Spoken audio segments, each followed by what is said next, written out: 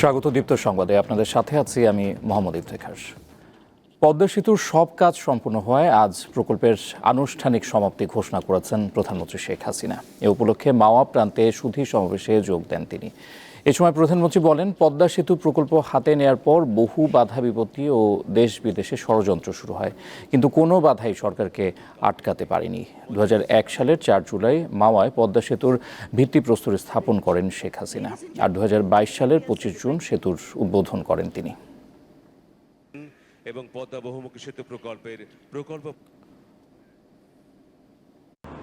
একটা ব্যাংকের এমডির পদ, এই পদটা নিয়ে যত জটিলতা, যত সমস্যা, যে একটা এমডি পদের জন্য লালায়িত, যে বড় দেশ তাকে প্রমোট করে, সেই দেশের অ্যাম্বাসেডর আমার অফিসে আসে, আমার অফিসারদেরকে ধমকায়, বলে যে এই সেতু মানে এমডির পদ না থাকলে এই টাকা বন্ধ হয়ে যাবে। দেশের সার্বিক বন্যা পরিস্থিতির কিছুটা অবনতি হয়েছে, পানিবন্দী রয়েছেন অনেক মানুষ। সিলেটে বৃষ্টিপাত তুলনামূলকভাবে কিছুটা কমলেও সুরমা ও কুশিয়ারা নদীর পানি এখনও বিপদসীমার উপর দিয়ে প্রবাহিত হচ্ছে।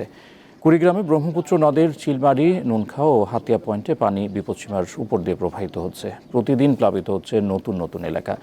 এতে চরম দুর্ভোগে রয়েছেন নদী তীরবর্তী নিচু এলাকার 41টি ইউনিয়নের 2 শতাধিক গ্রামের মানুষ।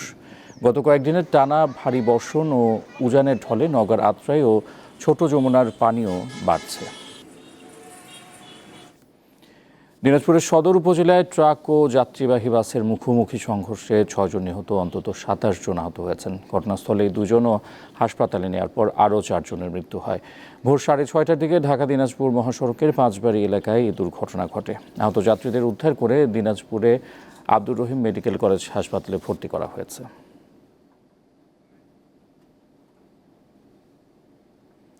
পানিতে ডুবে মারা যাওয়ার পর সমাহিত করার জন্য মাটিও জুটল না 2 শিশুর। প্রথমে তাদেরকে শ্মশানে সমাহিত করলেও পঞ্চায়েত নেতাদের চাপে মরদেহ তুলে ভাসিয়ে দেওয়া হয় নদীতে। এমন অমানবিক ঘটনা ঘটেছে হবিগঞ্জের আজমিরিগঞ্জে। এই ঘটনায় তোলপাড় চলছে এলাকা জুড়ে।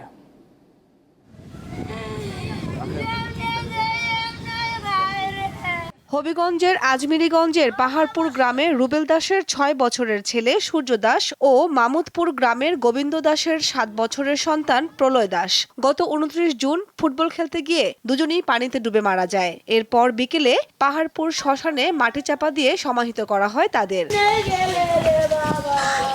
কিন্তু এতে পাহাড়পুর শ্মশান ঘাট কমিটির নেতারা ক্ষুব্ধ হন। বসানো হয় পঞ্চায়েত। সেখানে সিদ্ধান্ত হয় শিশু 2 জনের মরদেহ বস্তাবন্দি করে নদীতে ভাসিয়ে দেওয়ার। আমারে অন্য কোথাও আমরা জায়গা বিক্রি দেন আমার দেখাইছে, তোমার ছেলে নদীর জলেতে ভাসায় দাও। শ্মশানের কাছে নদী, আমাদের কালনী নদী, ওই নদীতে বিসর্জন দেওয়া লাগছে। আর কোনো পিতা তার সন্তানের জন্য নদীতে ভাসায় না দেওয়া হয়। ওইটা একটা উচিত হয়েছে না। আমার ছেলে এমনি পানিত হইয়া মরছে, আরো দিছে পানিত বাসায়। আমার তো শোক আরো বেশি। এই ঘটনায় এলাকায় চাঞ্চল্য তৈরি হয়েছে। শ্মশান ঘাট কমিটির এমন নির্মম সিদ্ধান্তে ক্ষুব্ধ স্থানীয়রা। দাপন করার পরে ওটা নির্দেশটা দিয়েছে, এটা একেবারে অমানবিক হয়েছে। লাশটা যেহেতু দেওয়া হয়ে গেছে গা, আবার এটা উঠানো ঠিক হয়েছে। 11 সদস্যের পঞ্চায়েত পরিচালনা করে পাহাড়পুর গ্রাম। শ্মশান ঘাটটিও পরিচালিত হয় পঞ্চায়েতের নির্দেশনাতেই। শ্মশানে মৃতদেহ সমাহিত করতে নিষেধাজ্ঞা দেওয়া হয়েছে বলে জানান অভিযুক্ত পঞ্চায়েত নেতারা। আজ পর্যন্ত কোনো মানুষকে কোনো দাপন করা নেই। এটা আমার ছেলে হইলো, আমার মেয়ে হইলো, বা অন্য যারা আছে সবার জন্যই। এ ধরনের ঘটনা এড়াতে সংশ্লিষ্টদের নির্দেশনা দেওয়ার পাশাপাশি আইনানুগ ব্যবস্থা গ্রহণের কথা জানান উপজেলা নির্বাহী কর্মকর্তা। এই ধরনের অনাকাঙ্ক্ষিত ঘটনা যেন আর না ঘটে সে ব্যাপারে এলাকাবাসীকে সতর্ক করা হয়েছে। ওই ঘটনায় 3 জুলাই স্বপ্রণোদিত হয়ে পুলিশকে তদন্ত করে প্রতিবেদন দিতে নির্দেশ দিয়েছে আজমিরিগঞ্জ জুডিশিয়াল ম্যাজিস্ট্রেট আদালত। কামরুন নাহার, দীপ্ত, বার্তাকক্ষ। আন্তর্জাতিক প্রসঙ্গ।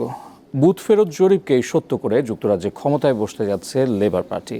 14 বছর পর যুক্তরাজ্যের নির্বাচনে নিরঙ্কুশ জয় পেল দলটি। 411টি আসন পেয়ে প্রধানমন্ত্রী হতে যাচ্ছেন কিয়ার স্টারমার।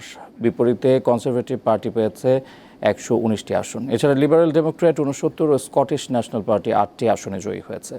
যুক্তরাজ্য পার্লামেন্টের আসন সংখ্যা 650। ফল মেনে নিয়ে বিজয়ী দলকে অভিনন্দন জানিয়েছেন প্রধানমন্ত্রী ঋষি সুনাক। পরাজয়ের মুখে দলের নেতৃত্ব ছাড়ার ঘোষণা দিয়েছেন তিনি।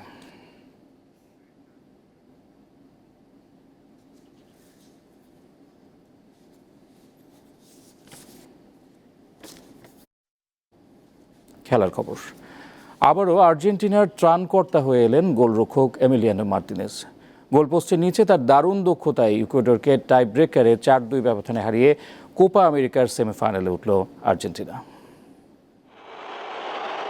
টেক্সাসের হিউস্টনে আবারও মার্টিনেজ রূপকথা। টাই ব্রেকারের শুরুতে ইকুয়েডরের নেয়া পরপর 2টি শট ঠেকিয়ে ম্যাচের ও আকাশী নীলদের নায়ক হয়ে ওঠেন মার্টিনেজ। এদিন টাই ব্রেকারে আর্জেন্টিনার যে একমাত্র গোলটি করতে ব্যর্থ হয়, সেই শটটি নেন দলের মহাতারকা লিওনেল মেসি। তবে আলভারেজ, ম্যাকঅ্যালিস্টার, মন্টিয়েল আর ওতামেন্ডির গোলে সেমির পথ নিশ্চিত করে নেয় আলবিসেলেস্তারা।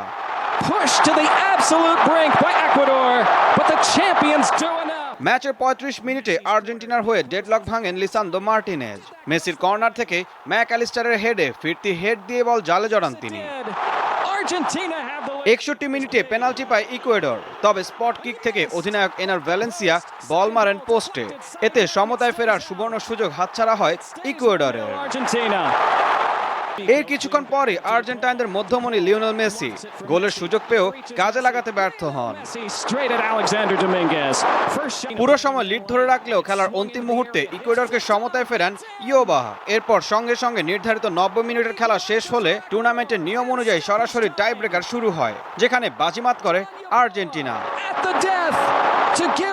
অন্য কোয়ার্টার ফাইনাল ম্যাচে ভেনেজুয়েলা ও কানাডার মধ্যে জয়ী দলের বিপক্ষে সেমিফাইনালে মাঠে নামবে লিওনেল স্কালোনির দল। ঈশান হাসান, দীপ্ত স্পোর্টস। আর এই ছিল এখনকার মতো। পরের সংবাদ রাত 11টায় দেখার আমন্ত্রণ রইল। দর্শক, তথ্য বিনোদনের আরও খবর জানতে যুক্ত থাকুন দীপ্ত ডিজিটাল প্ল্যাটফর্মগুলোতে। ধন্যবাদ।